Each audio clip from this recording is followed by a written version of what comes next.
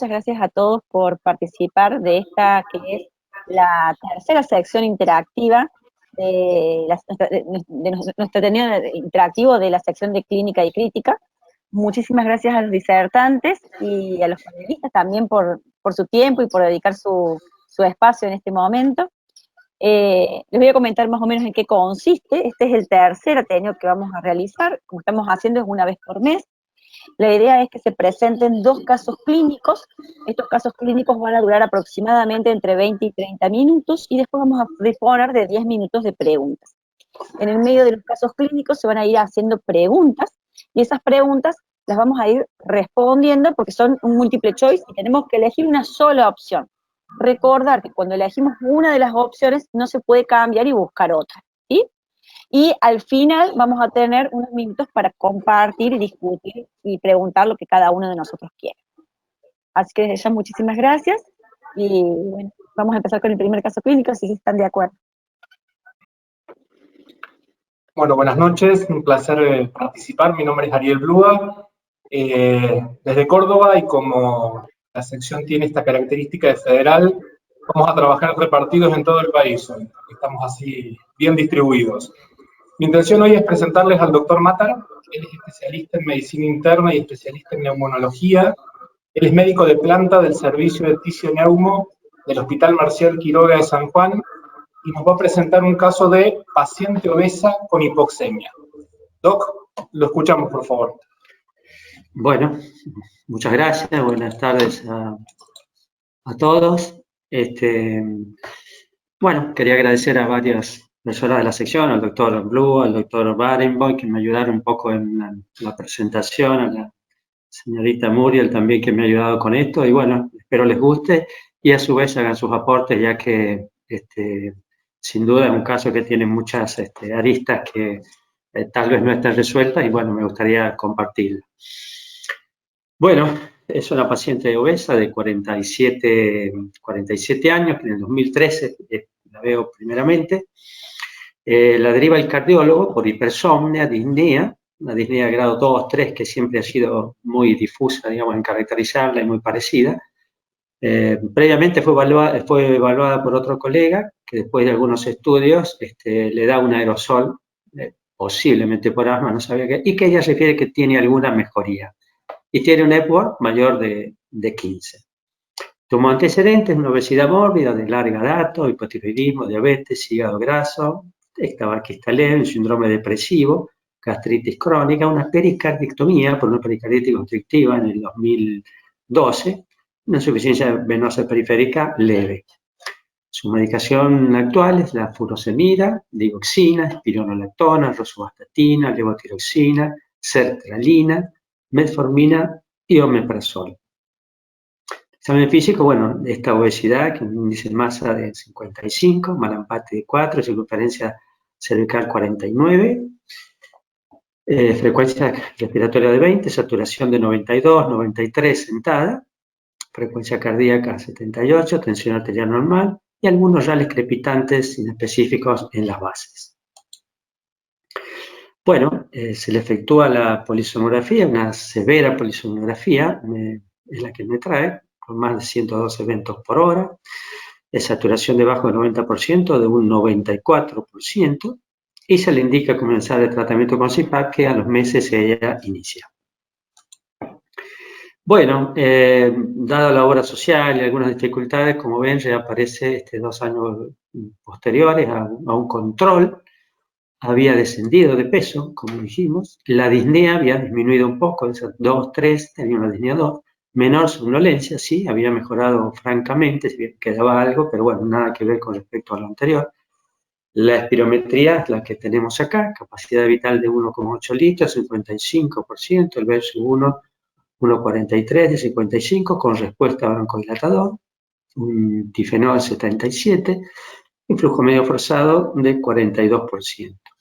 Un test de caminata que dio 270 metros, equivale a un 65%, que tiene una saturación inicial de 94, cae a 85, con un BOR elevado y una frecuencia cardíaca a 120, que corresponde al 65% más o menos para su edad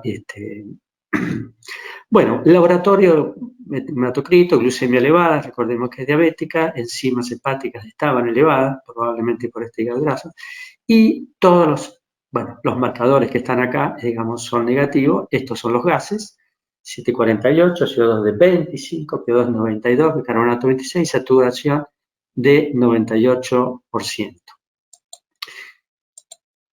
Se le hace, digamos, una tomografía un poco para ver por qué, digamos, eran estos hallazgos. Bueno, la hipoxemia, bueno, puede ser por varios motivos, pero digamos esta capacidad. Y bueno, estos son los hallazgos de la tomografía. Se ve una cardiomegalia, una arteria pulmonar algo aumentada de tamaño. Y los hallazgos a nivel de parenquimatosos, que se veía zonas como si hubiera un atrapamiento aéreo. Bueno, tenemos el diagnóstico de SAO y algunos diagnósticos presuntivos: asma, disnea, alza de densidad, enfermedad intersticial incipiente. Tratamiento que se le indica es el CPAP, oxígeno, por supuesto, descenso de peso. Y, bueno, acaban las preguntas que vamos a hacerles. Bueno, la idea es que todos nosotros participemos en esto. La idea es definir qué estudios ustedes le pedirían a esta paciente. Si le pedirían volúmenes pulmonares y DLCO para ampliar su función pulmonar, determinación de presiones bucales, un ecocardiograma u algún otro estudio que ustedes piensen que podría beneficiar el diagnóstico de esta paciente. La idea es que elijan una de las respuestas. Recuérdense que no les va a marcar, cuando tilden sobre una de las opciones, no les va a marcar el puntito negro, pero sí les va a tomar la respuesta que ustedes elijan. Por favor, voten y ya vemos qué opina la mayoría. Bien, ahí la gente ya está votando. Parece que no hay conflicto. Vamos a esperar un poquito más, así vota la mayor cantidad de gente posible. Ya casi están votando casi todos. Así que cierro la votación y estos son los resultados. Perfecto. El 63% de la gente votó que le haría un ecocardiograma y el 38% restante votó que le haría volúmenes pulmonares y DLCO. Sobre las otras dos alternativas, nadie votó absolutamente nada. Doc, ¿cómo seguimos con esto? Bueno, tratamos de hacer todas juntas en realidad, pero bueno, la idea era un poco ver qué opinaban y cuál era la más importante que le parecía a la gente. Pero bueno, la idea me parece que era, en este caso, que era tenía varias aristas, hacer todas las posibles. Bueno, empezamos por los volúmenes y DLCO, donde vemos una TLC levemente disminuida, un leve, digamos, atrapamiento porque tiene una volumen residual elevada, y una DLCO normal y corregida muy normal o más bien elevada, como podríamos ver en un paciente obeso.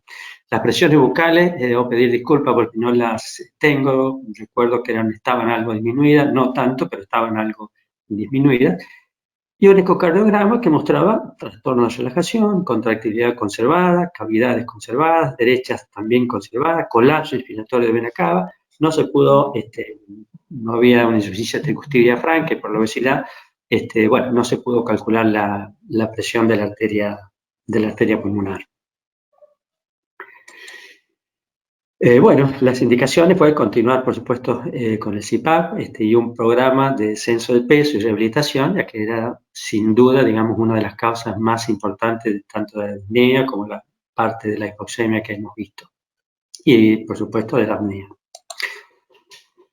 En 2016 hay una mejoría clínica, por ahí pacientes es difícil en el sentido que se siente mejor, pero bueno, su disnea se mantiene ahí, todavía tenía algo de somnolencia, había disminuido de peso. Los valores de una espirometría estaban casi en 2 litros, el 60%, versus 1 del 62%, el trifenol seguía siendo elevado y el 25-75 levemente disminuido. El test de caminata había mejorado había mejorado la hipoxemia, había caminado una cantidad similar con la hipoxemia y el BOR se mantenía elevado. Se le hizo, tuvimos posibilidad, digamos, de hacerle nuevamente volúmenes y la capacidad, los volúmenes estaban similares, había bajado tal vez un poquito la relación volumen con capacidad residual y volumen de difusión seguía conservándose elevado. Estas son la nueva tomografía donde vemos obviamente la parte pulmonar, digamos, sin las imágenes que vimos la otra vez de atrapamiento aéreo y tal vez las imágenes cardiológicas algo más chicas. La verdad es que yo al inicio tenía, digamos, alguna duda con respecto a si tenía o no una intersticiopatía. Y bueno, acá, digamos, planteamos, digamos, qué otro diagnóstico podía estar presentando a la paciente que tuviese esta hipoxemia y esta disnea. Perfecto. La segunda pregunta, entonces, para la audiencia es, ¿en qué otro diagnóstico piensa cuando analiza toda la información que tenemos hasta ahora? Disnea por causa metabólica, disnea por desacondicionamiento más síndrome depresivo, hipertensión pulmonar, hipoventilación alveolar crónica o asma bronquial. ¿A ustedes qué les parece? Por favor, voten. Bien, esta viene un poco más peleada, le digo. A ver. Vamos a esperar un poquitín más.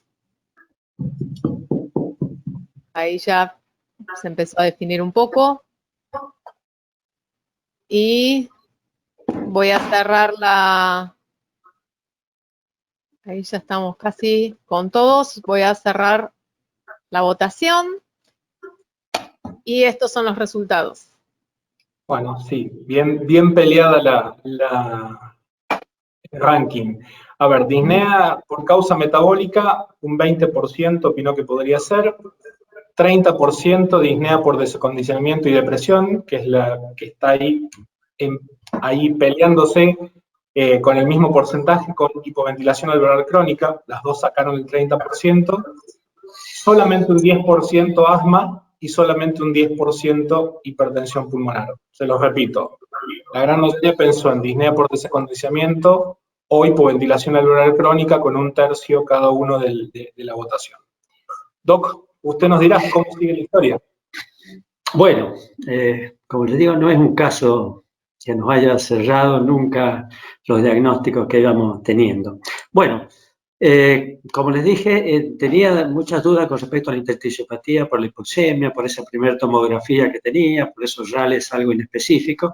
Así que bueno, ella iba a ir a Buenos Aires y tenía esta obra social IOFA, que es de la parte militar. Entonces, bueno, quise hacer una consulta ya que estábamos con la delegación alferrera a ver qué le había parecido. Bueno, ellos vieron, repasaron el caso, la tomografía y pareció que no tenía. Y la derivaron al hospital El Cruce para valorar, digamos, la parte vascular. Bueno, por el cateterismo encuentran una hipertensión pulmonar leve con volúmenes normal. En principio la encuentran relacionada con la parte respiratoria, debido a la hipoxemia respiratoria y demás. No creen que pudiese ser este primero. Le hacen algunos estudios, pero bueno, no encuentran nada. Creen que, digamos, es debido a la causa respiratoria. En el 2017 la paciente continuó con una clínica similar, tuvo otros estudios de volúmenes, donde hay un discreto aumento de los volúmenes pulmonares y una discreta disminución de la DLCO. Lo pongo todo porque como es largo, no quería complicar un poco. En el 2018, la paciente, bueno, presenta una colecistitis, se le hace una colecistectomía, se evidencia citis, un hígado con algunas características de mayor densidad, por lo tanto le hace una biopsia que es compatible con una cirrosis NAS grado 3. Le hacen varios estudios por este tema, inmunológicos, virales y demás, no encuentran una causa. Sí, como ella tenía su esteatosis hepática, piensan que puede ser relacionado con esto. Clínica respiratoria, como dije, sin cambio, y la somnolencia que había aumentado pese a que teníamos una disminución de peso.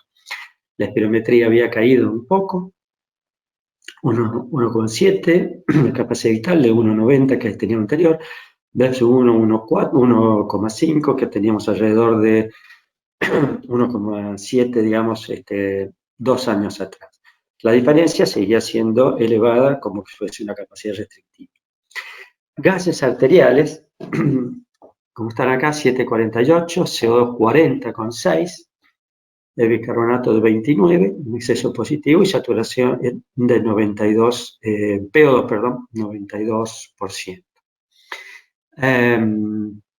Le hacemos una nueva polisomnografía donde tiene muy pocos eventos, pero sí una hipoxemia que llamativamente también era baja.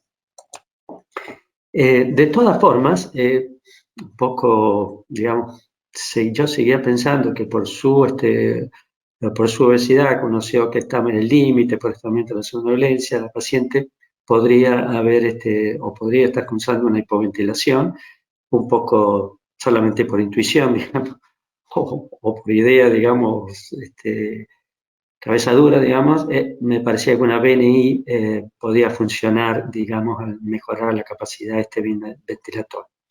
Dado el tema hepático, se aumenta la espironolactona, y la metformina pasa a insulina por el daño hepático.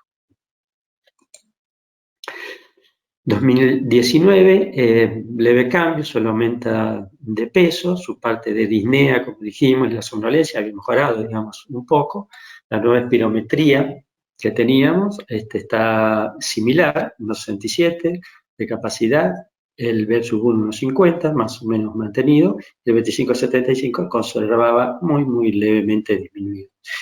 Hace un control nuevamente en el cruce, que es donde la habían visto por su parte vascular. No le hacen nuevo cateterismo, pero le hacen un ecocardiograma y hay cavidades derechas con una función conservada. Ellos consideran de que la evolución, digamos, podía ser favorable y de que había sido o que había influido en esto la ventilación, digamos, no invasiva, el hecho de mejorar la parte respiratoria. Bueno, en el 2020 había aumentado un poco esta disnea, que como les dije ha sido variable a lo largo del tiempo, la saturación más o menos, el peso se mantiene igual, los crepitantes, leves varices en miembros inferiores, y una nueva ecografía abdominal, donde muestra la hepatomegalia difusa, infiltrado graso elevado, heterogénea difusa, los vasos suprahepáticos normales, contorno irregular, sin signos de hipertensión portal, vaso normal y escasa cantidad de líquido libre. Estas cosas no coincidían con los hallazgos anteriores de un hígado más grande, de hipertensión, de una esplenomegalia. Un poco hablando, digamos, con el gastroenterólogo, le parecía que, bueno, como siempre la ecografía es un poco operador dependiente, y la idea que estaba pendiente era hacer una elastografía hepática un poco para determinar el grado de compromiso de esta cirrosis. La glucosa tenía elevada, tampoco había estado bien controlada, y hay una alteración en el QI que puede estar hablando de la función hepática seguramente. La espirometría, hay una leve caída de 100 mililitros, 1,60 capacidad vital, el BEP 1,44, escasamente. Bueno, se mantiene el tifenol y el flujo medio forzado, levemente disminuido también. El test de marcha, hay una disminución más o menos de un 10% del recorrido, y con nuevamente una hipoxemia al esfuerzo máximo, 86%, con un BOR que se mantiene elevado, pero lo llamativo es que la frecuencia respiratoria es más aumentada en este caso. Le hacemos una poligrafía donde los eventos hay un leve aumento, pero hay una hipoxemia marcada nuevamente. Y no se ven muchos signos de hipoventilación central. El ecocardio, que se hizo hace poco, del ventrículo izquierdo con una fracción de eyección normal, aumento de presión de fin de diástole, cavidades derechas normales, leve dilatación de la arteria pulmonar, y una insuficiencia muy leve a nivel pulmonar, insuficiencia coronaria muy leve y una presión sistólica entre 40 y 43, que conversando con la cardióloga que la viene siguiendo, le decía que no revestía mucho importancia la presión en sí misma y que es una paciente difícil para hacer una. La idea de ella es que era compatible con algo de insuficiencia cardíaca con fracción de eyección preservada, que es lo que se suele ver, digamos, en los pacientes obesos. Bueno, ahora vamos a plantear entonces la pregunta de la paciente con todos estos hallazgos que tenemos actualmente. Bueno, antes de la última pregunta o mensaje parroquial, si después de esto, o sea, cuando terminemos las votaciones, ustedes quieren hacer alguna pregunta extra, quieren aportar algo, quieren plantear una posibilidad diagnóstico o terapéutica para esta paciente, sí les pido que por favor, en la herramienta que tienen de levantar la mano, cada uno la vaya seleccionando, así que podemos ir dando la palabra a cada uno de ustedes a medida que vayan pidiéndola. Para la última pregunta es, ¿cuál es el mayor causal de hipoxemia en la paciente? Hipoventilación alveolar crónica, obesidad mórbida con alteración BQ y cierre de la vía aérea, hipertensión portopulmonar o insuficiencia cardíaca. Vamos a ver qué opinan. Bien, se está votando. Vamos a ver qué pasa en esta. A ver, ya votaron casi todos. Vamos a esperar unos segunditos más. Y ahí está. Cierro la votación. Y estos son los resultados. Perfecto, y acá venimos peleados de nuevo. 33% obesidad mórbida con alteración BQ y cierre de la vía aérea, 33% hipertensión portopulmonar, un 20% hipoventilación alveolar crónica y en última instancia con el 13% insuficiencia cardíaca. O sea, tenemos el panorama bastante abierto. Bueno, Doc, por favor, cuéntenos en qué termina esta historia. Bueno, probablemente para algunos vaya a ser un final abierto. Bueno, recibo un informe, porque a la luz de esto tenía muchos antecedentes cardiológicos dudosos, entonces pedí un informe del hospital militar, que es donde había comenzado ella a verse valorada por un derrame pericárdico. Entonces, bueno, lo que obtenemos es que comienza en el 2002 con este derrame pericárdico, incluso fue hemático, se drenó esta cantidad de más de 1.200 centímetros cúbicos, contenía pericarditis constrictiva, se analizan un montón de estudios virológicos, Coxsackie, factores autoinmunes, se descarta sarcoidosis, estudios para valorar hipertensión pulmonar, anticuerpos y demás, y no llegan, digamos, a la conclusión diagnóstica. Suponen un poco algunas características que pudiese ser autoinmune, entonces, bueno, queda con dioxina furosemida y una dosis muy baja de prednisona. Recidiva nuevamente en 2004, 2006. Se hacen nuevamente estudios para llegar a algún diagnóstico de etiología y no lo logran hacer. En el 2010, el informe hace un cateterismo donde detecta arteria pulmonar elevada. Lamentablemente, estos son los valores que tengo. No tengo la media, pero presión elevada, sin alteración de rama. 2011, nuevamente derrame pericárdico. Se hace un centigrama hepatoesplénico con tecnesio, donde muestra un hepato esplenomegalia uniforme y concluyen que podría ser compatible con una hipertensión portal. Los diagnósticos previos entonces de ella son hipertensión portal, hipertensión pulmonar, insuficiencia cardíaca diastólica.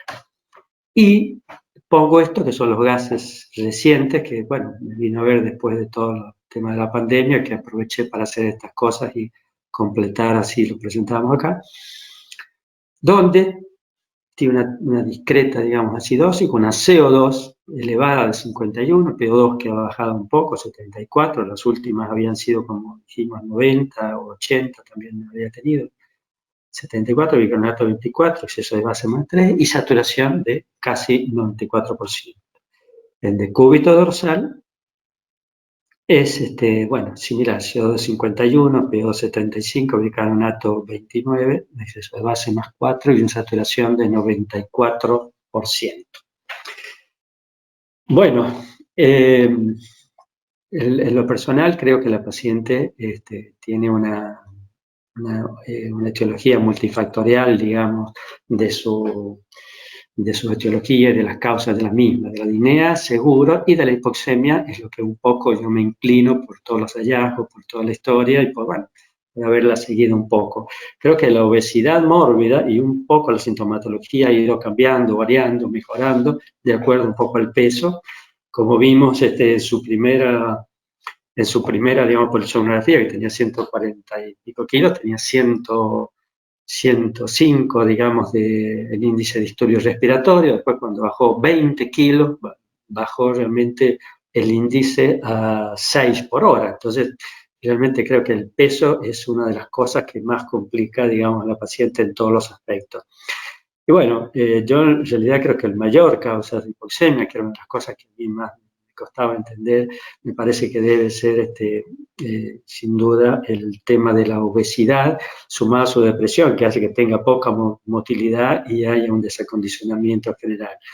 El peso, por las causas que sabemos que lo puede hacer, una alteración BQ importante, un colapso de la vía aérea distal, con colapso al hogar y con un estado hiperdinámico, hipervolémico, reclutamiento capilar, lo cual hace que mantenga un estado de hipoxemia.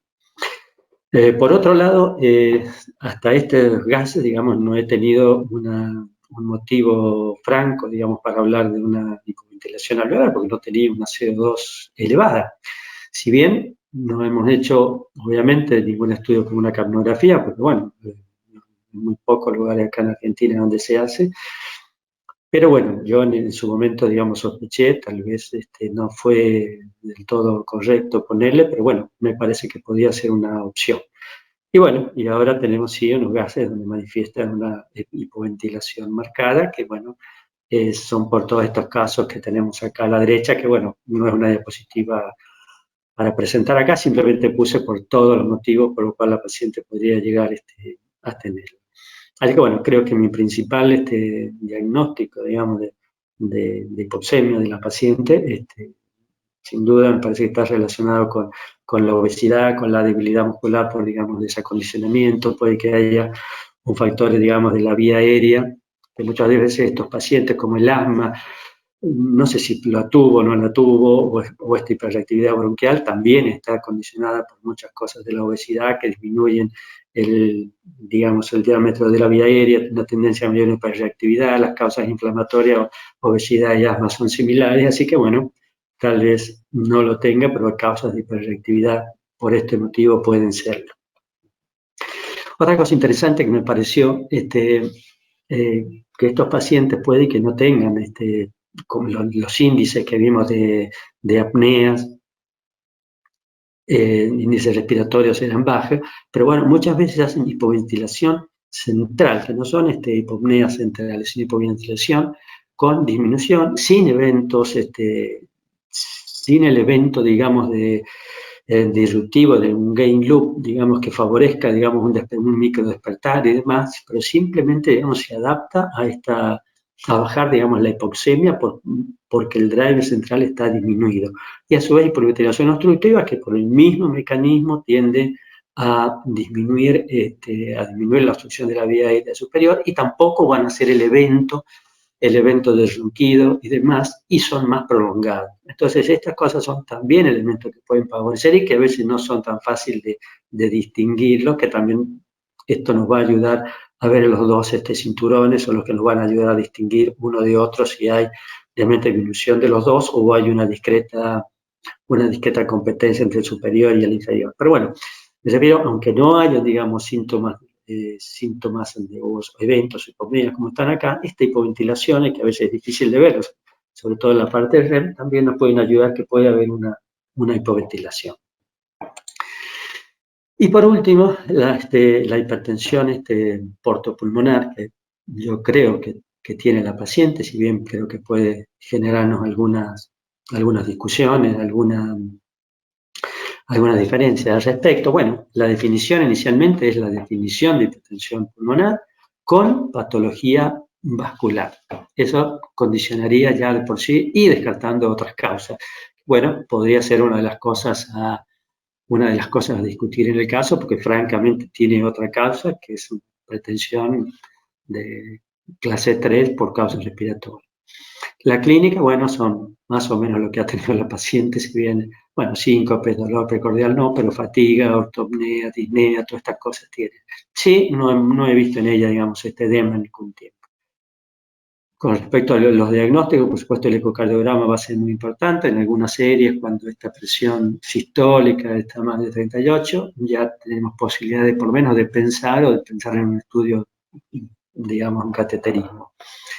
Lo ideal, o lo que hace el diagnóstico idealmente, el cateterismo derecho, con los valores que hemos dicho adentralmente, y la presión en cuña venosa hepática sería categórica para la hipertensión pulmonar. El cintilograma puede ayudar.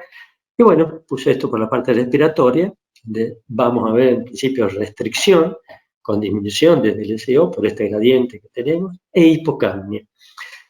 Con lo cual, yo creo que la paciente por su obesidad tenemos muchos factores más, probablemente es lo que estuvimos hablando, de que pueda tener una disfunción diastólica, creo que superpone los hallazgos respiratorios, ¿vale? Si por su obesidad puede tener aumentos del LCO, por este motivo puede tener una disminución del LCO, entonces eso hace que a veces los hallazgos no sean tan típicos porque se superponen elementos en la paciente. Bueno, abajo es un raconto de la terapéutica. Y bueno, dejo a discusión, digamos, algunas cosas para hacer de las pacientes y bueno, y seguimos charlando al respecto. Bueno, nada más. Bueno, Doc, a ver, muy interesante el caso. La primera reflexión que se me ocurre es, gracias a Dios no me tocó a mí esta paciente, porque si no, hubiésemos estado un problema.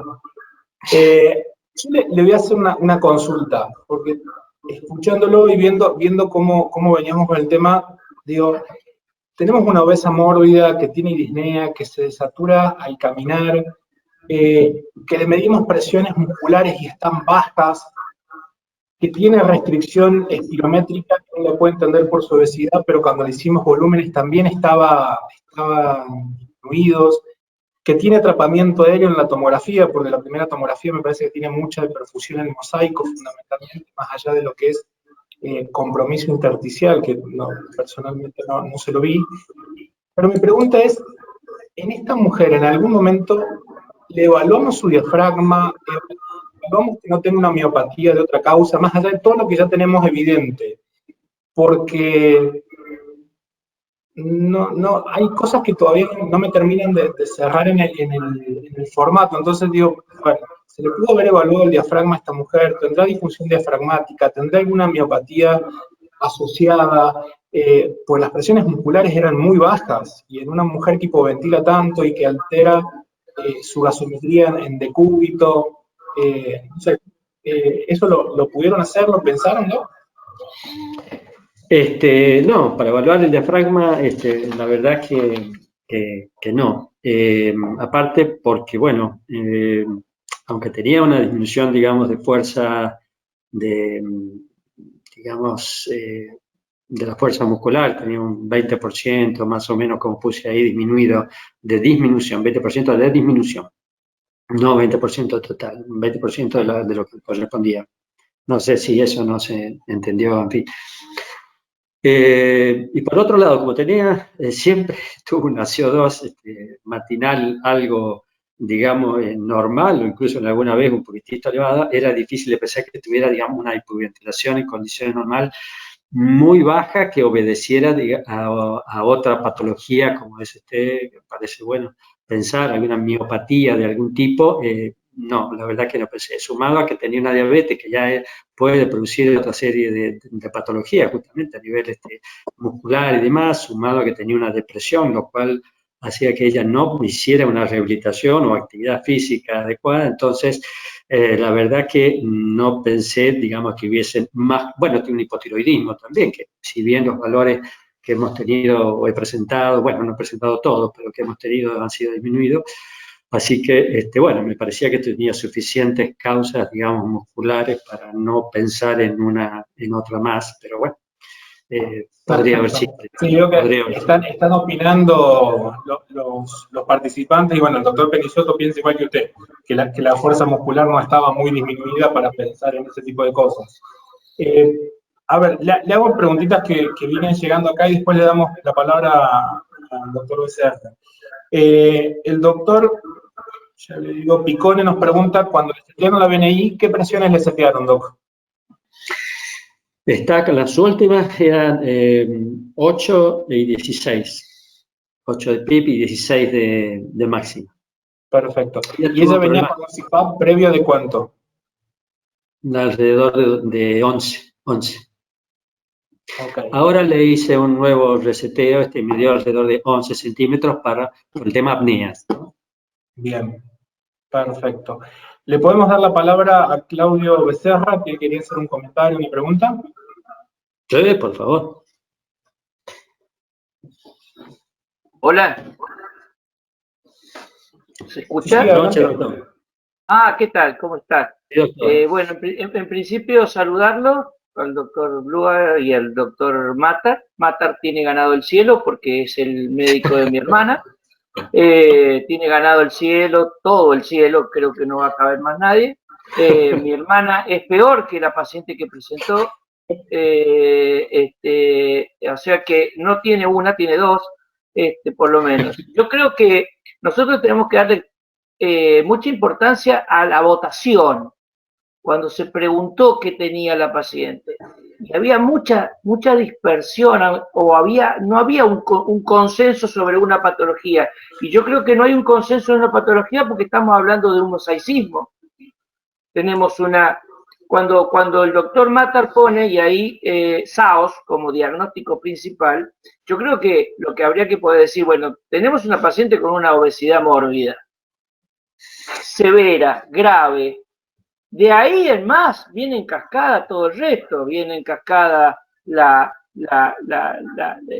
trastornos que tiene, aparte con sus antecedentes cardiológicos, más un hígado graso que probablemente le haya llevado a un trastorno hepático fibrótico que de por sí está provocando trastornos en el diafragma, tanto desde un lado como del corazón, como del otro lado, desde el abdomen, por la obesidad, por el hígado, por la esplenomegalia, por las secuelas que dejó la cirugía de pericardio, todo, hace que nos haga pensar que, bueno, que todo lo que se haya dicho tenga razón, no haya una sola cosa. Sí creo que es importante manejar el uso de la ventilación ventilación mecánica no invasiva.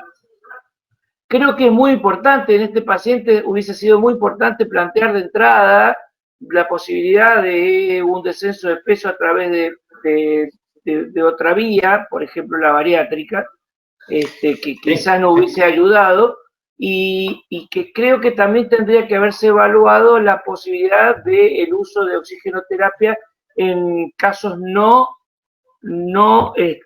dentro de los tipificables comunes, sino fuera de los casos tipificables, porque si la paciente permanentemente estaba desaturando al 92 sentada, probablemente va a la cocina y debe estar en 86. Eso no tengo ninguna duda, o sea que evidentemente eso es nada más. Pero para todos fundamentalmente era para saludarlo al doctor Matar y felicitarlo por la presentación. Gracias. Gracias. Muy amable. Está con oxígeno, bueno, además, digamos, de la ventilación, como queda una hipoxemia restante, está con oxígeno, y para deambular también está con oxígeno, porque eso le da, digamos, capacidad y actividades a lo que estamos luchando, que es la posibilidad de movilidad y rehabilitación, que es un drama con ella. En cuanto a la parte bariátrica, la verdad es que, bueno, yo siempre la he visto, he insistido con esto, pero como estaba el diabetólogo en toda esa parte, en fin, no sé por qué no se habrá planteado en su momento, la verdad que desconozco. Perfecto. Doc, el último que va a poder hablar en este módulo, porque ya se nos acaba el tiempo, le vamos a dar la palabra al doctor Schoenfeld, desde el sur. ¿Cómo te va, Daniel? Bueno, a todos los presentes, ¿cómo andan?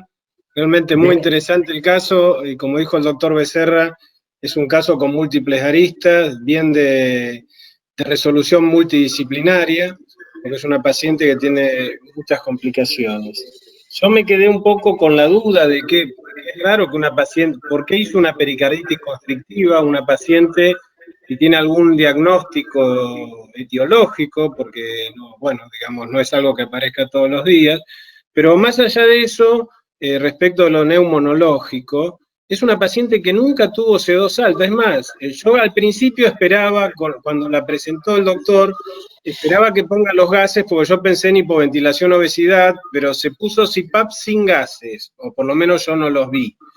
Más adelante se hacen los primeros gases, y me parece que la PCO2 era de 20, no sé si yo estoy equivocado, pero una PCO2 re baja. Y nunca sube la PCO2 más allá de 40, excepto que en algún momento tiene un exceso de bases de más 4, una cosa así que podría indicar alguna compensación metabólica.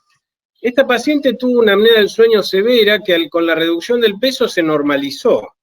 Entonces yo me pregunto, ¿por qué ponerle BNI a una paciente que no tiene hipercapnia, que no tiene apnea del sueño, porque las últimas polisomnografías fueron normales?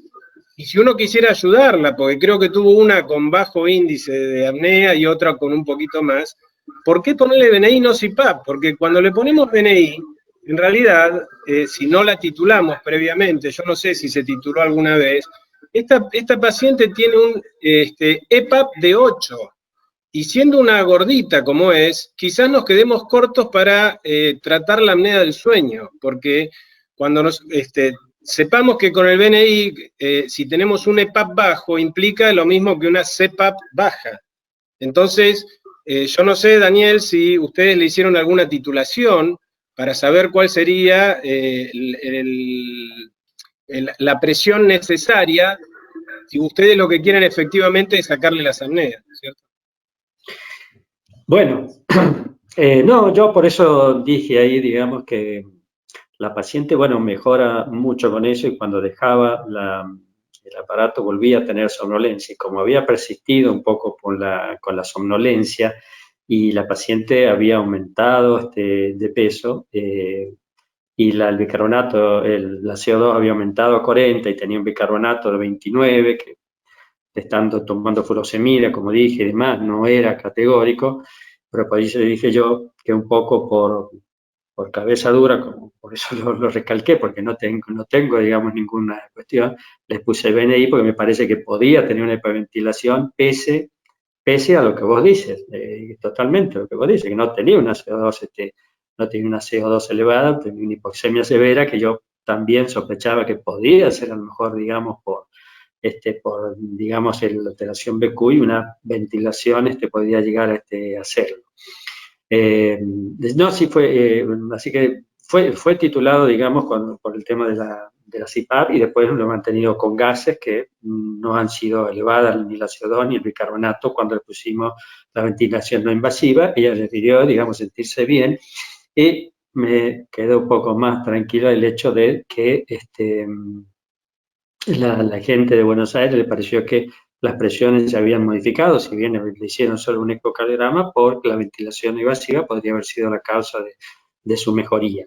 Pero bueno, coincido con todas las dudas tuyas, porque por eso lo dije, porque no tengo salvo el hecho de que no tenemos una capnografía, que es lo que, bueno, sería categórico ya para decir, bueno, no tiene, pero bueno, eso no lo tenemos. Y bueno, pero la definición de hipoventilación de un síndrome de hipoventilación obesidad, como puede ser este caso, requiere tener hipercapnia en reposo, no capnografía. Así que si esta paciente no tiene hipercapnia en reposo, ¿no? Y digamos un sucedáneo podría ser el aumento del bicarbonato. Si no tiene ni la hipercapnia ni el aumento del bicarbonato, uno puede deducir que no tiene hipoventilación o obesidad. No, está bien, estoy de acuerdo, digamos. Recién ahora, al último, donde ha aparecido, digamos, la hipoventilación. Estoy totalmente de acuerdo, por eso le dije que simplemente por el hecho de haber aumentado la falta de actividad y de haber aumentado la somnolencia, me parece que tal vez tenía una hipoventilación que no la podíamos detectar y que tampoco, digamos, si bien la definición es esa, pero una capnografía hubiera sido útil en ella, porque tal vez podría haberla tenido, o sea, no se descarta 100%, si bien la definición es esa, pero bueno, no se descarta 100% y a veces uno necesita la capnografía. Pero bueno, coincido en todos los recaudos, por eso lo advertí de entrada, que por una cuestión un poco de capricho, pensando que esa somnolencia podía tener alguna hipoventilación que no la estábamos viendo, pero coincido con todo lo que vos has dicho, en absoluto. Puede haber sido un error, digamos, ¿sí? Estoy de acuerdo. Simplemente por eso lo comenté y lo dije el hecho de ponerlo, así que sí, estoy de acuerdo. Daniel, son pacientes difíciles y creo que está bien lo que vos lo estás comentando. No, siempre el que lo ve afuera lo ve fresco y puede hacer alguna apreciación que el día a día no se condice con la realidad nuestra. Yo creo que la estudiaste muy bien y le ofreciste un tratamiento y de hecho la paciente está mejor. Pero bueno, como esto es un Ateneo y uno tiene que intentar sentar posiciones, por eso que te hago el comentario. No, incluso más, lo charlé con Rebec, porque justo tuvimos oportunidad y le pregunté a la paciente. Y él coincidió, mirá, no debe tener una hipoventilación, esta mujer pone un CPAP. Así que está bien, coincido con todos los comentarios, salvo ahora que, bueno, sí, está con una hipoventilación y ya tengo derecho. Por eso lo he planteado de una forma abierta y no contundente, porque tiene muchas aristas. A mí me movió un poco como te digo, la somnolencia persistente, entonces, bueno, pero bueno, coincido con lo que ustedes están diciendo. Y una pregunta, digamos, ya que estamos con respecto a esta hipertensión posiblemente portopulmonar, algunos de los cardiólogos con los que hablé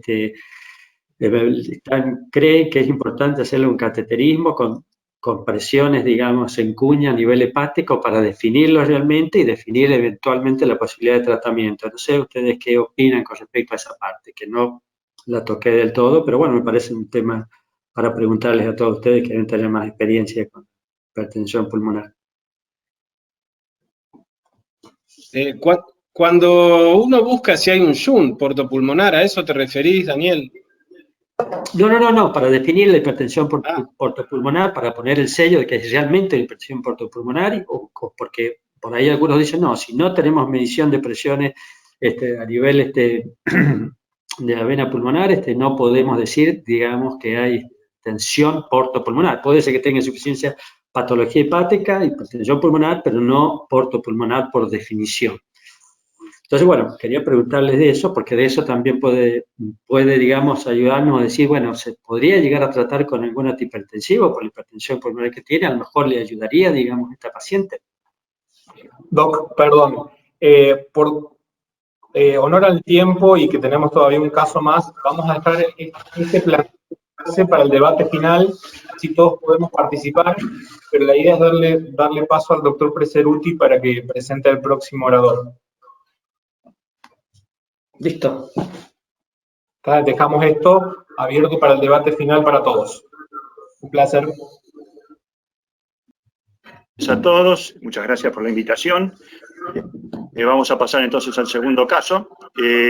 Para mí es un gusto presentar al doctor Sergio Benítez, el neumonólogo de la hermosa ciudad de Bariloche. Él es coordinador de la sección oncología de la Asociación Argentina de Medicina Respiratoria y además vicedirector del Departamento de Oncología de la Asociación Latinoamericana del Tórax.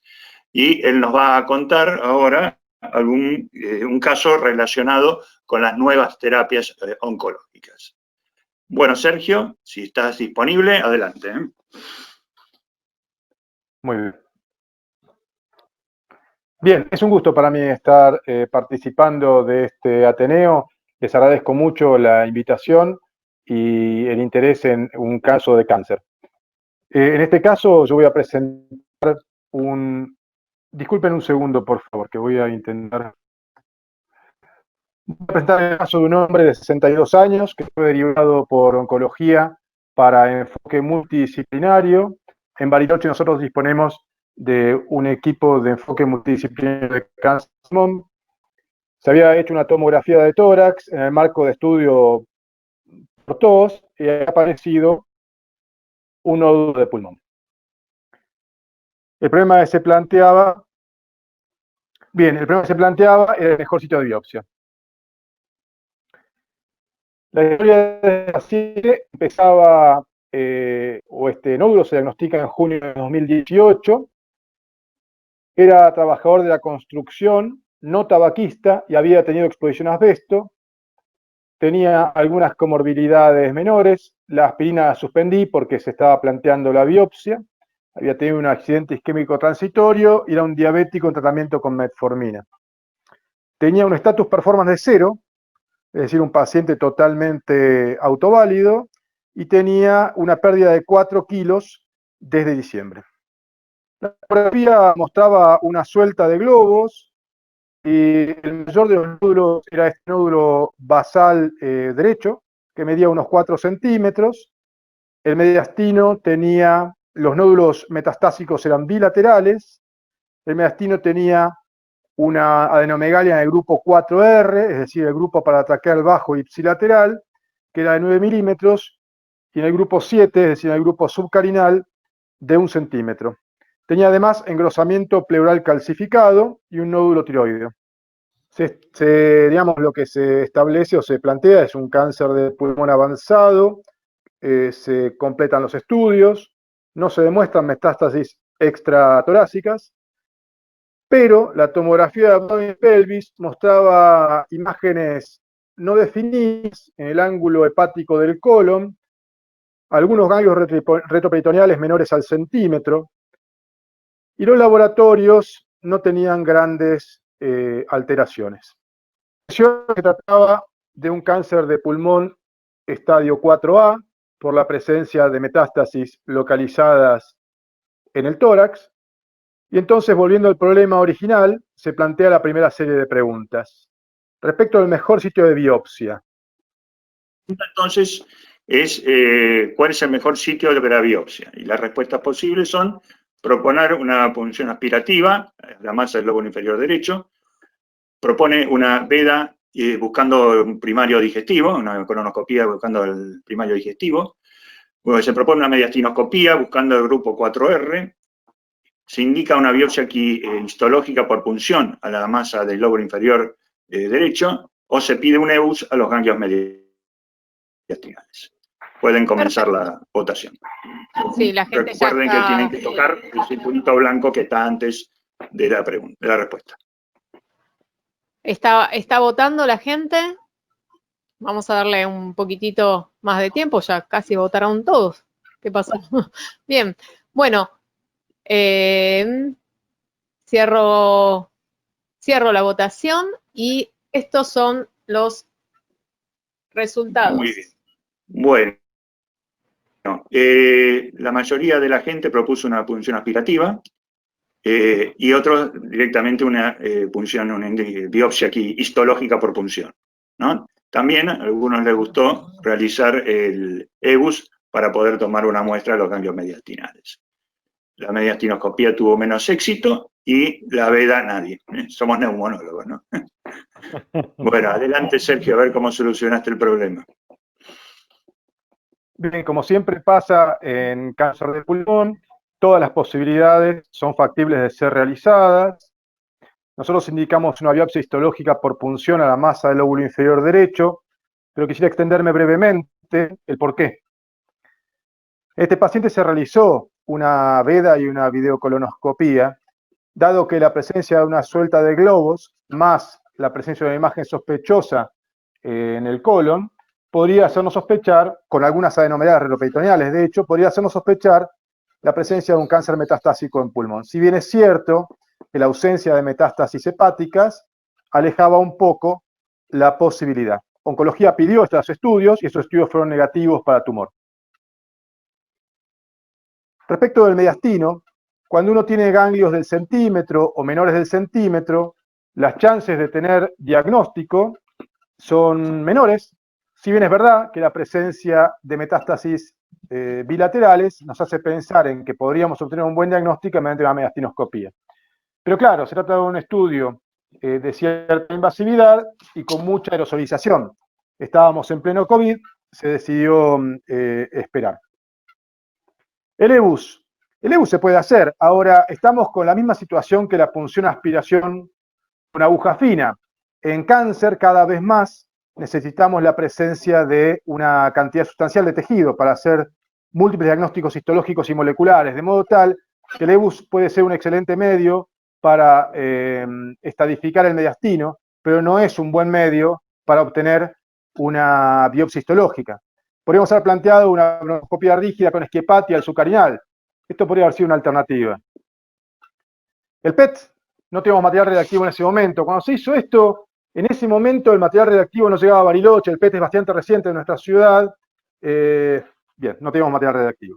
Podría haber sido, o sea, el PET buscando un sitio extratorácico, ¿no? Con metástasis que hay en una costilla y la obtención de una biopsia.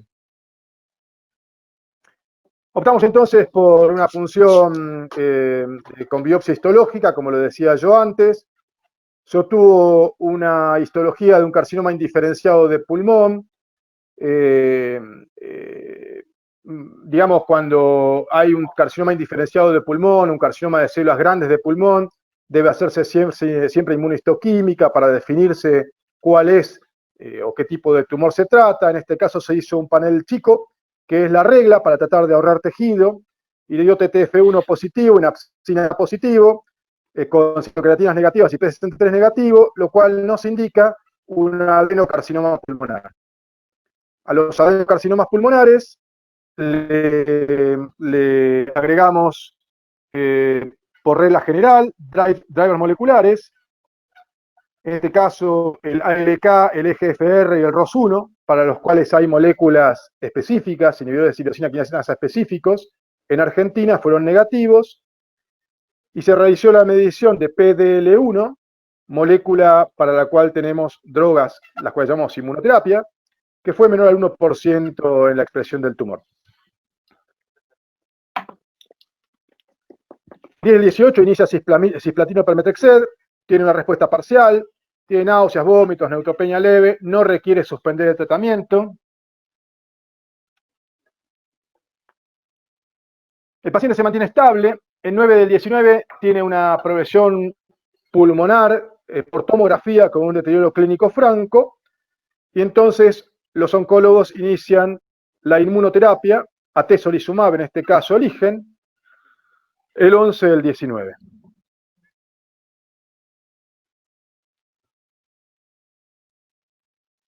Esta era la imagen de la progresión, donde se observan múltiples nódulos pulmonares.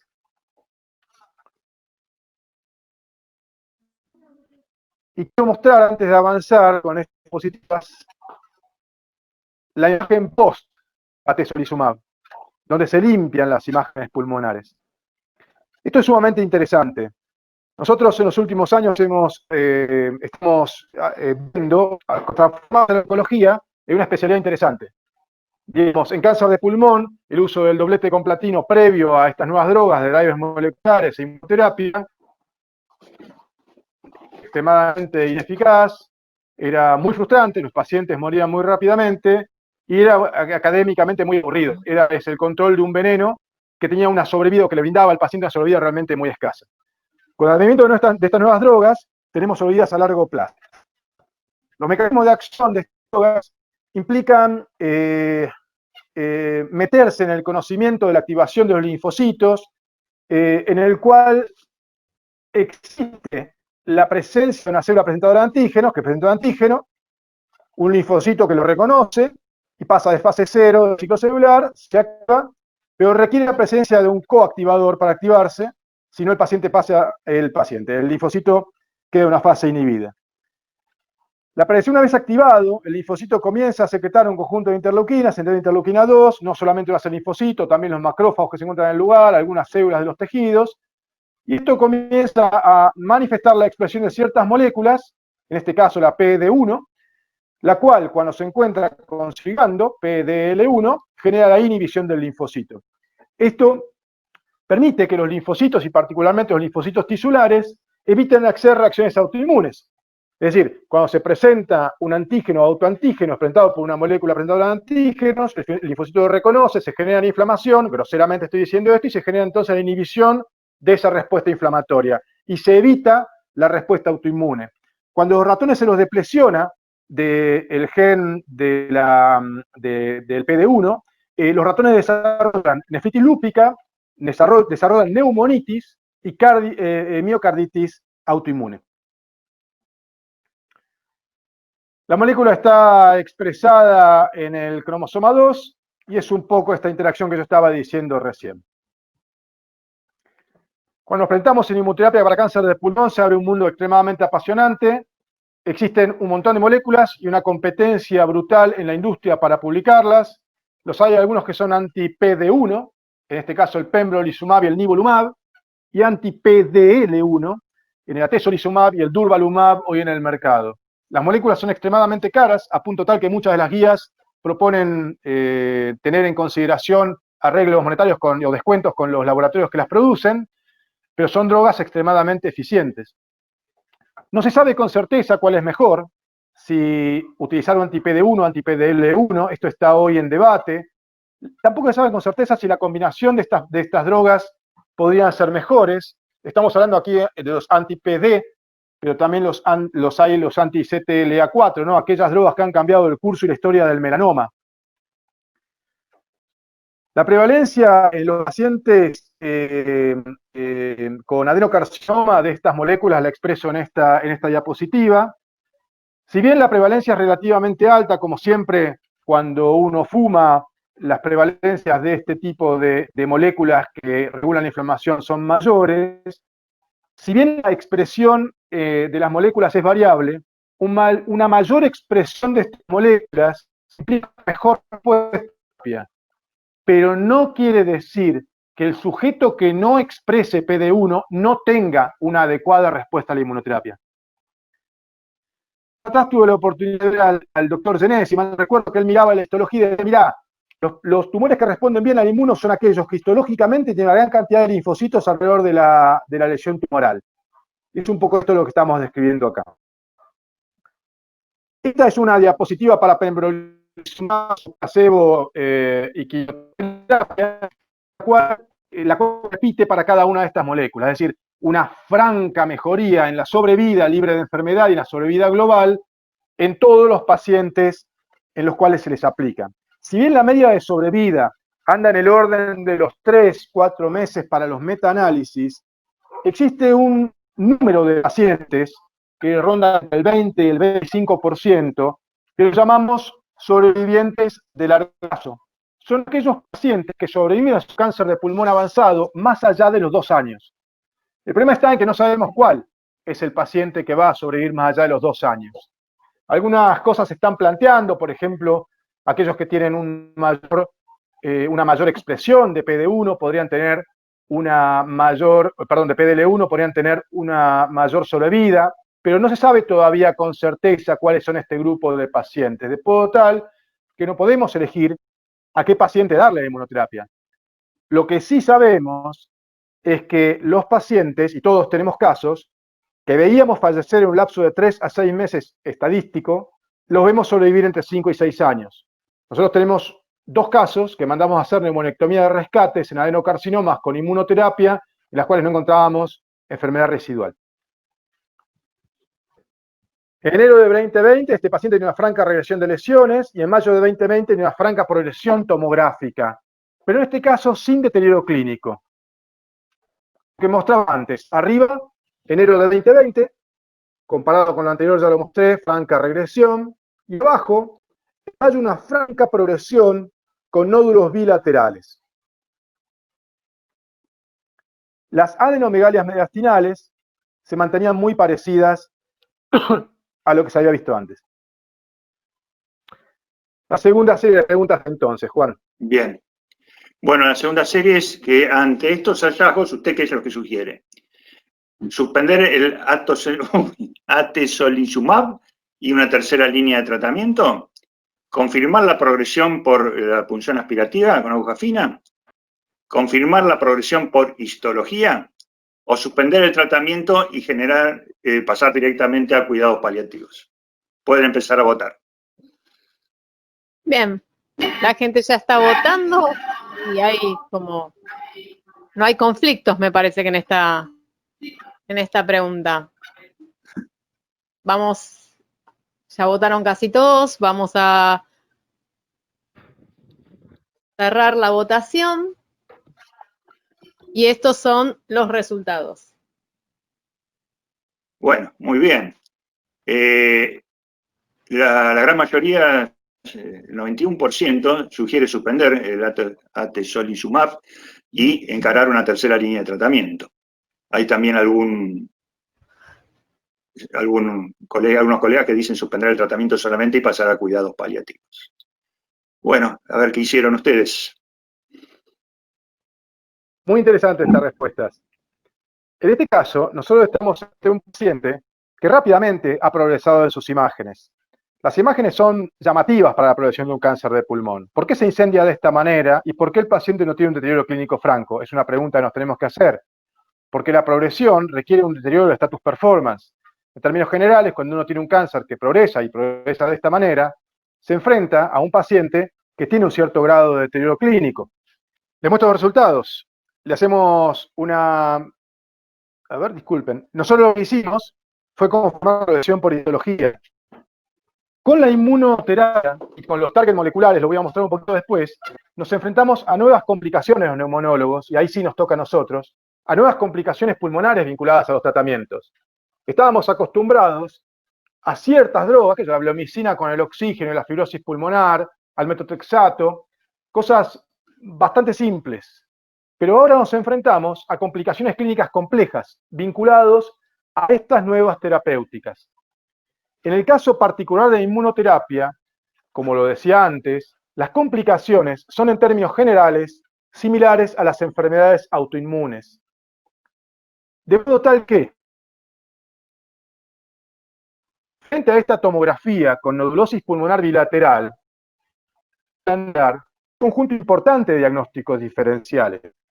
Uno podría plantear, por ejemplo, tuberculosis, podría plantear enfermedades infecciosas, micosis, podría plantear micobacterias no tuberculosas, se puede plantear perfectamente frente a una vasculitis. ¿Por qué no podría ser esto una vasculitis ANCA positiva? Se puede plantear otras enfermedades autoinmunes. ¿Qué sé yo? Es sumamente interesante. Entonces, lo que nosotros decidimos, que es lo que se recomienda, esto no es una punción aspiración con aguja fina, es una punción histológica, ¿sí? Es necesario nuevamente obtener tejido. Hoy en cáncer, como sabemos, la radiopsia es de relativa importancia. Se hace una punción, se hacen 2 punciones, la oncóloga manda a hacer 2 punciones. La negativa para cáncer, Darcoch negativo por 2, y los cultivos son negativos para todo. La oncóloga y la patóloga da la sensación de engancharse en un solo diagnóstico y no poder zafar de allí. Entonces presentan el caso ante el comité de tumores. A ver cómo seguimos con esto. La histología nos muestra un granuloma necrotizante con una empalizada franca. En el detalle está en de mal aumento. No me animo mucho a describir histológicamente, pero para cualquiera de nosotros es muy obvio que a la izquierda se encuentra el tejido pulmonar, que a la derecha se encuentra el granuloma y que en el medio está la empalizada. La ausencia de infección en una muestra histológica nos descarta con muy razonable certeza que no estamos frente a una patología infecciosa.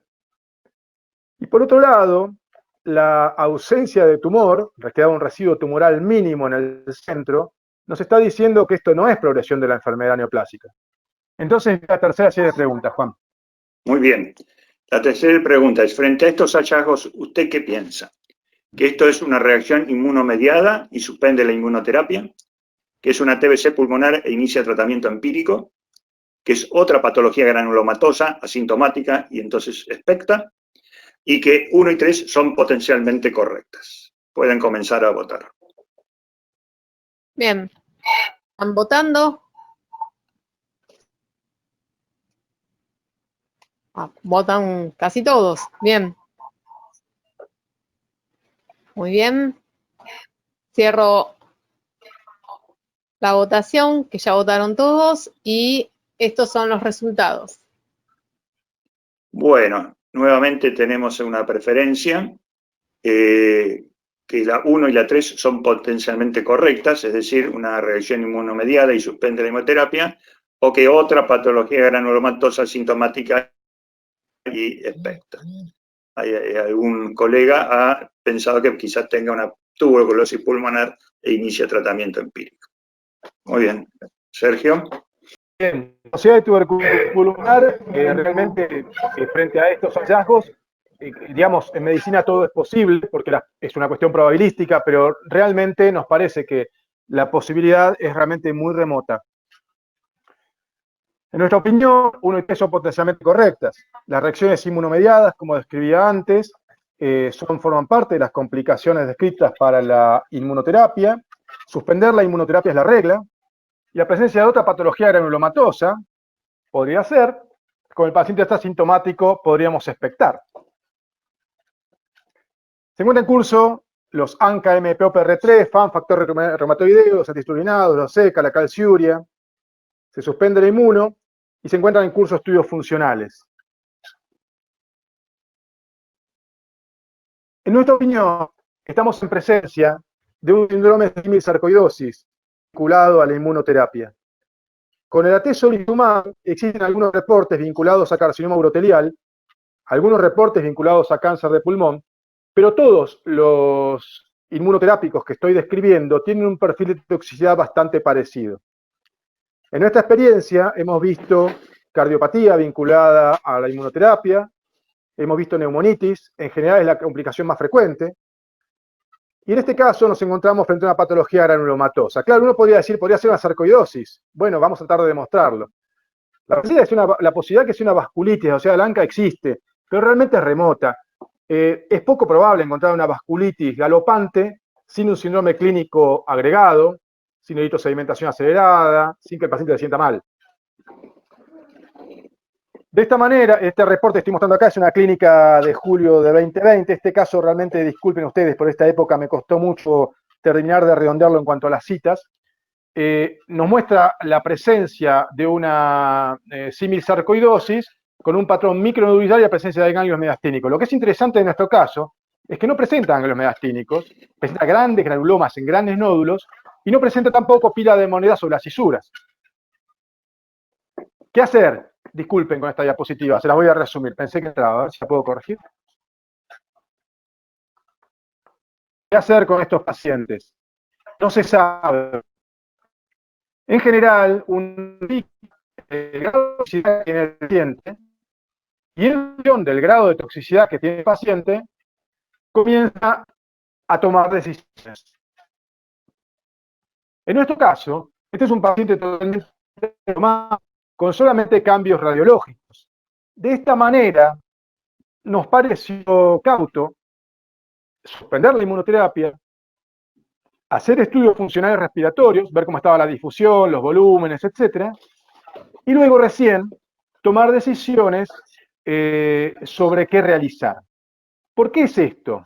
Porque el tratamiento de este tipo de complicaciones es un tratamiento con corticoides.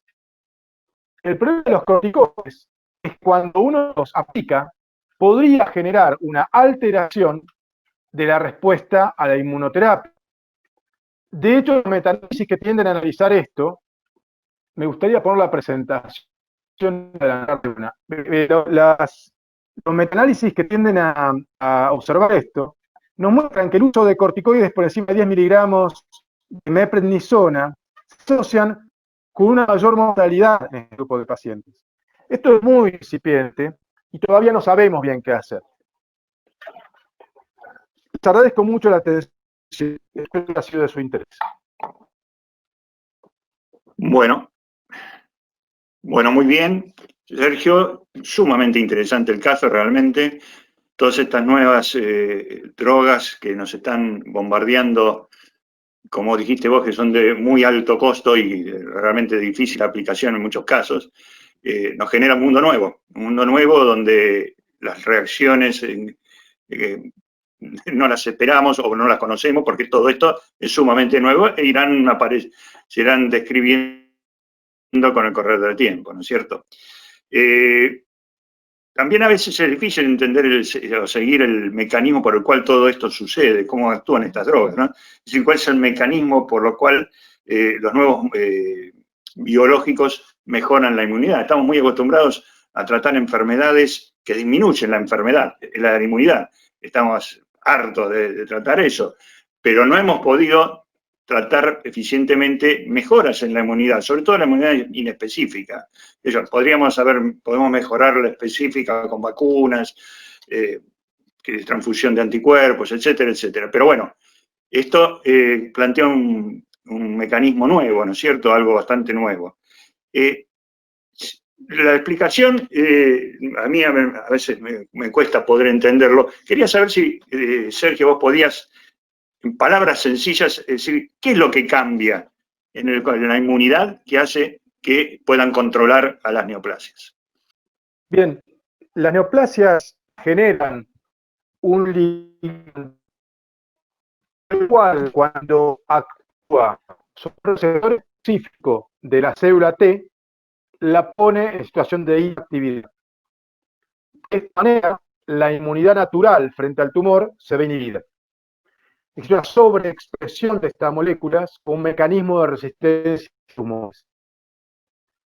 La utilización de moléculas que bloquean estas sustancias o su ligando permite la activación del linfocito y la agresión del linfocito contra el tumor y, consecuentemente, la acción antitumoral. Lo súper interesante de esto es que no se trata de una vacuna, como bien lo relatás. No pongo un antígeno contra lo cual va a actuar. Se trata de un mecanismo de inhibición del inhibidor de la respuesta inespecífica. Y la respuesta antitumoral, como la vimos allí, la hace el propio organismo por su mecanismo inespecífico. No sé si fui lo suficientemente claro. Sí, es un mecanismo de aumento de la inmunidad no específica contra antígenos de la neoplasia, sino en general. Es así. Que libera un poco la posibilidad de actuar contra la neoplasia.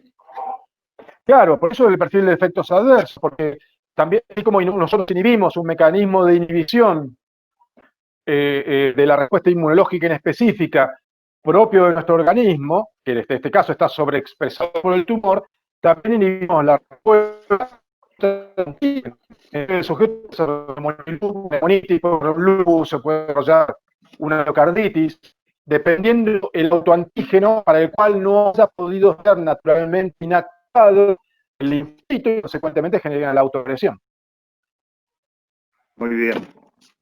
Bueno, perfecto. No sé si, Muriel, tenés alguien que quiera hacer alguna pregunta. Sí, el doctor Penisoto, que le voy a abrir el micrófono. Hola, ¿qué tal? Perdón, no lo tengo. No sé si me escuchan. Sí, te escuchamos. Ah, perfecto. Bueno, felicitaciones a la presentación de los dos casos, realmente excelentes.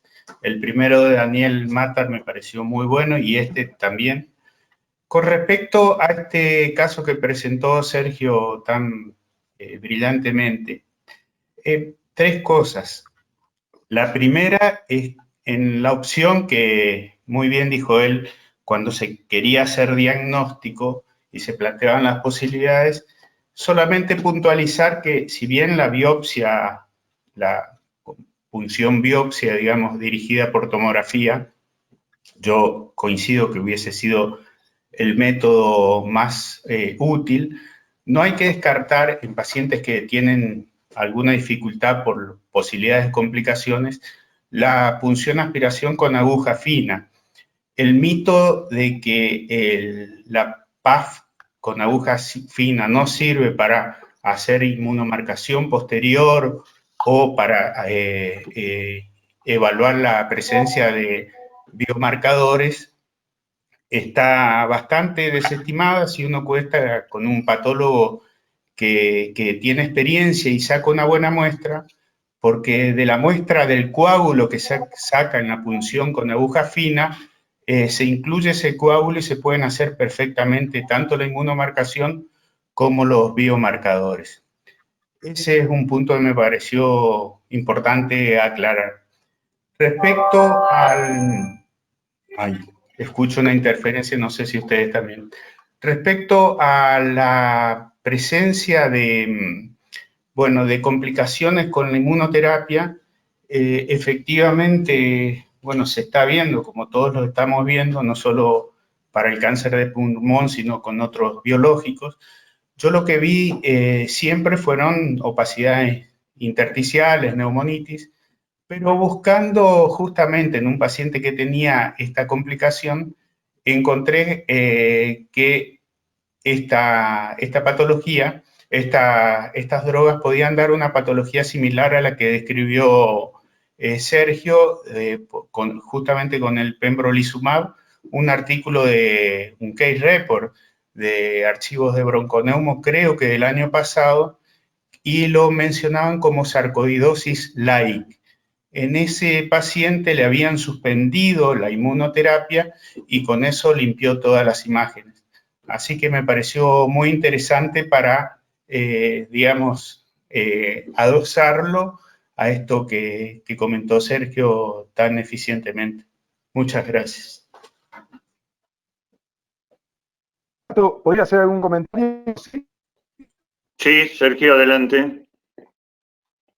Sí, porque vos planteaste muy cierto. Yo no sé cuál es digamos, el rédito diagnóstico de la PAF versus la punción biopatológica. En términos generales, si uno tiene que hacer histología, más realizar inmunomarcación, más hacer parámetros de drivers moleculares, más inmunoterapia, en términos generales es necesaria una muestra de tejido bastante significativa, pero esta vos lo relatás, la función no sirve y no sirve un montón.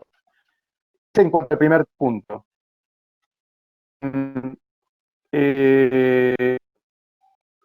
En cuanto al segundo comentario de la reacción símil-sarcoidosis, es efectivamente así.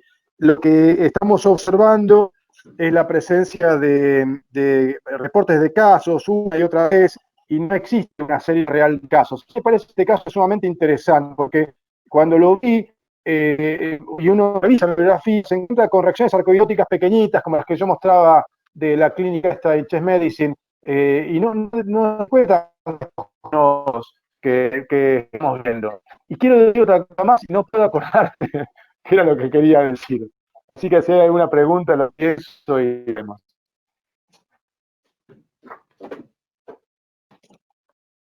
Bueno, muy bien. Pasamos a una nueva pregunta o comentario. El doctor Daniel Carles, ¿quería hacer algún aporte? Sí, bueno, muchas gracias. Realmente muy interesante los dos casos. Y quería hacer algunas consideraciones en este último caso de Sergio. En primera instancia, vos habías nombrado al comienzo del Ateneo el tema de la suelta de globos y que, bueno, el hecho de que no tuviera metástasis hepática por ahí podía llegar a excluirlo. Quiero recordar que los dos tumores más frecuentes de suelta de globos son el cáncer de riñón y en los hombres jóvenes el testículo, lo cual pues van por vía cava y evitan el pasaje en hígado. Así que se puede ver suelta de globos sin necesidad de tener metástasis hepática. Primera consideración. Segundo, en el tratamiento, recientemente están las recomendaciones de la Asociación Argentina de Oncología Clínica, en su versión 2019-2020, donde el tratamiento, básicamente en pacientes que no expresan drivers, como vos nombraste, o sea, el PDL1 y demás, se podía haber agregado, y preguntabas, o sea, bevacizumab, a veces al doplete platino con pemetrexed agregar bevacizumab, y a veces se agrega la atezo, que en realidad la atezo, una de las cosas que yo he leído que tiene, es una droga muy interesante por lo que vos comentaste, pero tiene muchos efectos colaterales. O sea, por lo menos en un par de artículos daban digamos, complicaciones de grado 3, diarrea severa, bueno, complicaciones como fuiste nombrando. Y por último, quería nombrar que esta entidad que nosotros conocíamos como manifestaciones de tipo sarcomatoides que se ven en varias entidades, inclusive asociada a este tipo de drogas, al pembro y demás, lo que se conoce ahora con el nombre de GLILD, que son granulomatosis linfocitarias asociadas a enfermedad intersticial pulmonar, que se describió primeramente en la hipogama-globulinemia como un variable. O sea que ese es el nombre técnico actual, GLILD, asociado básicamente al pembro y posiblemente al teso. Nada más, muchas gracias. Muchas gracias, Daniel. Bueno, ahora vamos a dar la oportunidad de hacer un aporte o pregunta al doctor Daniel Paskankis. Adelante, Daniel. Hola a todos, muy interesante. El primer caso, lamentablemente, yo no lo agarré por la mitad, pero bueno, escuché detenidamente el caso que presentó Sergio, que es muy interesante. Quería hacer también un aporte. Coincido, digamos, con Tato del tema de la punción con PAF. Y esto un poco lo extrapolo, quizás lo que puedo aportar yo es mi experiencia de hacer EBUS acá en Buenos Aires desde la primera hora. Quiero aclarar dos cuestiones. En el EBUS exactamente lo mismo que la PAF se puede hacer y trabajamos muchas veces con coágulo. Cuando el coágulo es muy importante se puede hacer inmunomarcación y por supuesto que el EBUS también siempre se hace con patólogo en el quirófano, por lo tanto uno puede chequear tranquilamente las características de lo que punza. Y por otro lado quiero aclarar también que en el último tiempo se desarrollaron agujas histológicas para EBUS, o sea que no solamente uno puede hacer la punción, sino que además tiene una característica similar a lo que son las agujas de Abrams, por supuesto en pequeño tamaño, digamos de 22 French, de 20, 21, que uno puede sacar, digamos, un pedazo, digamos, de tejido. O sea, esto como aporte, digamos, quizás a lo que uno hace y lo que puede comentar para que, digamos, el EBUS sea una alternativa. Por supuesto que yo no estaba de acuerdo con hacer un EBUS en este paciente. O sea, lo que quiero hacer es una aclaración, más que nada, un aporte al conocimiento, un poco la experiencia de tantos años de estar haciendo EBUS. Por otro lado, digamos, acá en Buenos Aires, la realidad que la inmunoterapia llueve. Y indudablemente hay un encarnizamiento también por parte, digamos, de los oncólogos ante la posibilidad de tener una gran herramienta, y por un lado, y por otro lado, una gran gama de inmuno, que bueno, van pasando y saltando de uno al otro. Indudablemente uno de los más utilizados es el pembrolizumab, y coincido un poco con lo que Sergio aclaró al principio. La realidad de casi todos los metaanálisis, o sea, la sobrevida, cuando uno habla de sobrevida, y me acuerdo cuando con Dani, con Tato, a fin del año pasado se hizo el curso de cáncer de pulmón ahí en Corrientes, que discutimos mucho con Claudio Martín, que indudablemente casi todos tienen 2 meses, 3 meses de sobrevida, y eso lo dan con una P significativa.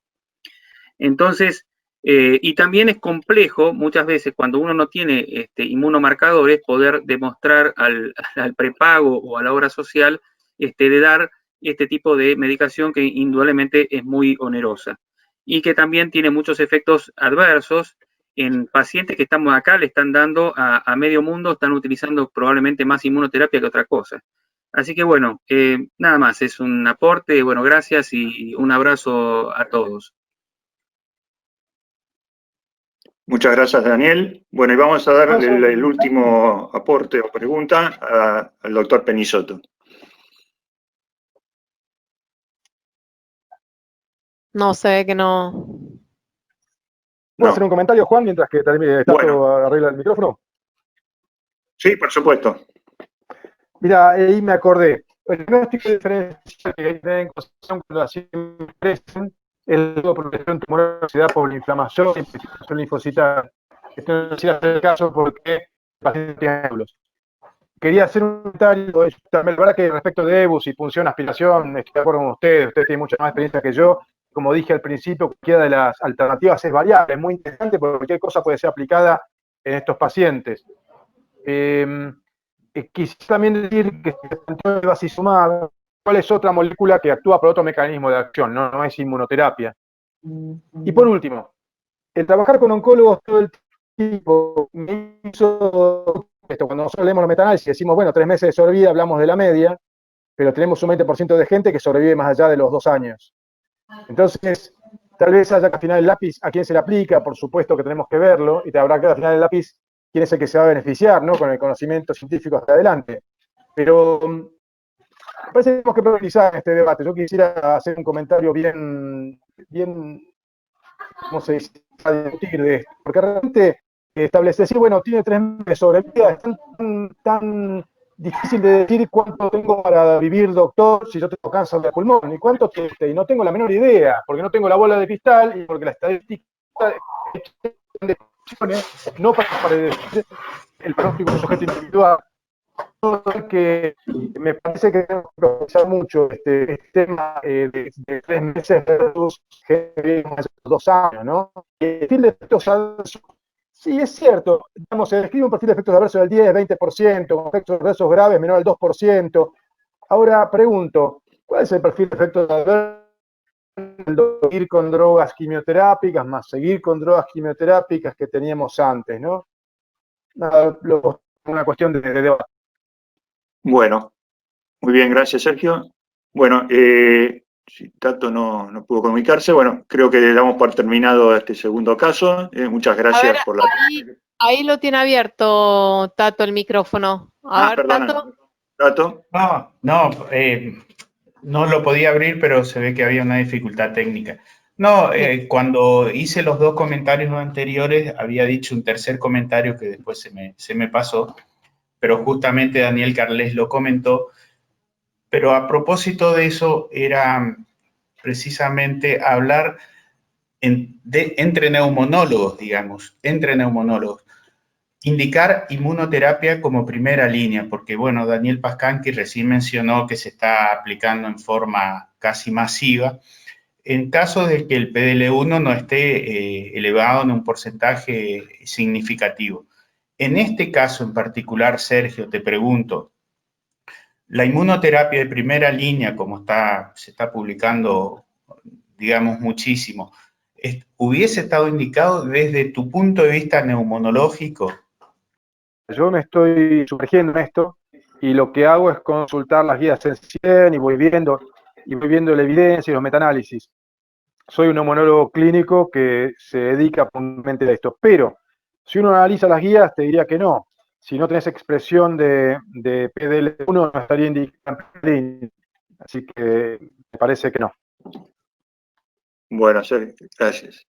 Bueno, yo para terminar quería hacer un pequeño comentario. Realmente todas estas drogas traen beneficios para los pacientes, pero son sumamente caras y están explotando, como bien ha expresado la gente hoy en el Ateneo. Creo que en algún momento dado vamos a tener que sentarnos los médicos y pensar un poquito a dónde estamos llevando la medicina con estas drogas tan caras y habiendo problemas mucho más sencillos y que se podrían resolver en el país, en el mundo, que en vez de invertir en semejante cantidad de tratamientos. Entonces, es una cosa mía, solamente personal, pero a mí me preocupa y quería transmitirlo como mensaje final. Bueno, muchas gracias a todos. Terminamos este segundo caso y terminamos el webinar de hoy. Bueno, muy lindos los casos, mucho para discutir, mucho para aprender. Creo que todos algo hemos aprendido, o demasiado, yo he aprendido muchas cosas. Así que muchísimas gracias por compartir su experiencia con nosotros. Muchísimas gracias por compartir su tiempo. Y muy lindo todo, y los esperamos para la próxima reunión en el mes de noviembre, que es el tercer jueves de noviembre. Así que muchísimas gracias por todo.